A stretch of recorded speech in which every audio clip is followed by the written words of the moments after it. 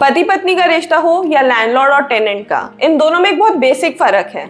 इन दोनों में ही एक दूसरे को झेलना तो होता ही है, पर पति पत्नी के रिश्ते में उनको जीवन भर दोनों जनों को झेलना पड़ता है एक दूसरे को। पर लैंडलॉर्ड और टेनेंट के केस में ऐसा नहीं है। There is a twist. Landlord और टेनेंट का रिश्ता एक तरफा होता है। मींस लैंडलॉर्ड और टेनेंट के रिश्ते को बांधे रखता है एक लॉक इन पीरियड। लैंडलॉर्ड के केस में लॉक इन पीरियड का मतलब होता है through out the tenure of agreement. मतलब अगर एग्रीमेंट 5 साल, 9 साल, 12 साल, जितने साल का भी है, landlord through out the tenure of agreement lock in period में बंधा रहता है।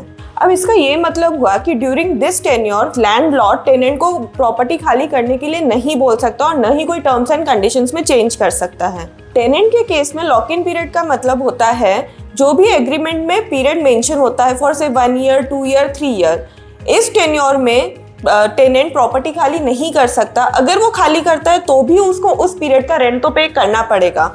इस लॉक इन पीरियड के बाद टेनेंट फ्री है, अगर वो चाहे तो प्रॉपर्टी खाली कर सकता है। तो इसका मतलब ये हुआ कि अगर आप लैंडलॉर्ड हैं तो आपको एक तरफा रिश्ता निभाना पड़ेगा throughout the tenure of agreement. For more such updates, you know what to follow. Real estate का रियल ज्ञान।